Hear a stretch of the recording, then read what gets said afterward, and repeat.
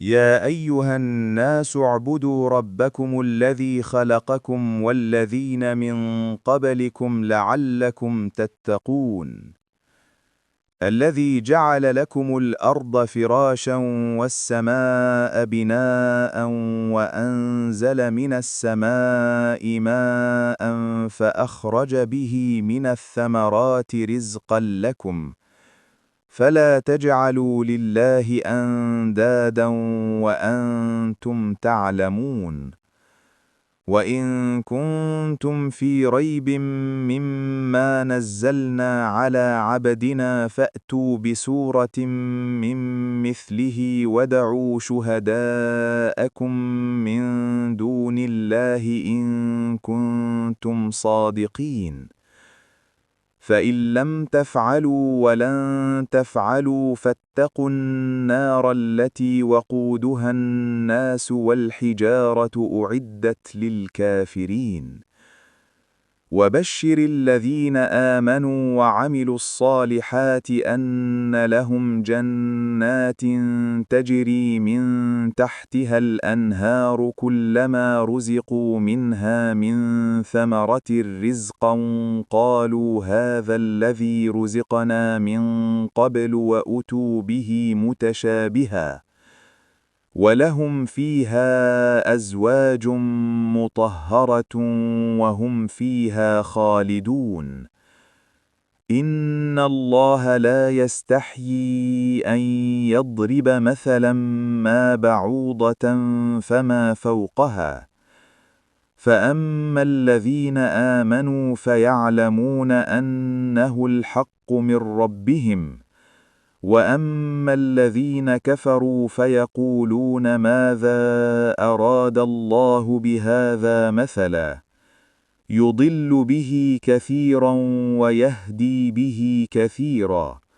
وما يضل به إلا الفاسقين الذين ينقضون عهد الله من بعد ميثاقه ويقطعون ما أمر الله به أن يوصل ويفسدون في الأرض أولئك هم الخاسرون كيف تكفرون بالله وكنتم أمواتا فأحياكم ثم يميتكم ثم يحييكم ثم إليه ترجعون هو الذي خلق لكم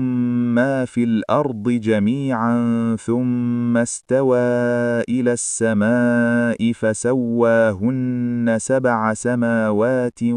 وهو بكل شيء عليم ऐ लोगों अपने रब की इबादत करो जिसने तुम्हें और तुमसे पहले लोगों को पैदा किया ताकि तुम परहेजगार बनो जिसने तुम्हारे लिए ज़मीन को बिछोना और आसमान को छत बनाया और आसमान से पानी बरसाया फिर उससे तुम्हारे लिए रिज़्क़ के तौर पर फल निकाले तो अल्लाह के शरीक न ठहराओ जबकि तुम जानते हो और अगर तुम इस कुरान में शक में हो जो हमने अपने बंदे पर नाजिल किया तो इस जैसी एक सूरत ले आओ और अल्लाह के सिवा अपने गवाहों को बुला लो अगर तुम सच्चे हो फिर अगर ना कर सको और हरगिज़ ना कर सकोगे तो उस आग से डरो जिसका ईंधन इंसान और पत्थर हैं जो काफिरों के लिए तैयार की गई है और ईमान लाने वालों और नेक अमल करने वालों को खुशखबरी दो कि उनके लिए बागात हैं जिनके नीचे नहरें बहती हैं जब उन्हें कोई फल दिया जाएगा तो कहेंगे ये तो वही है जो हमें पहले दिया गया था और उन्हें मिलती जुलती नेमतें दी जाएंगी और उनके लिए पाकीज़ा बीवियां होंगी और वो वहां हमेशा रहेंगे बेशक अल्लाह इस बात से नहीं शर्माता कि मच्छर या इससे भी छोटी चीज़ की मिसाल बयान करे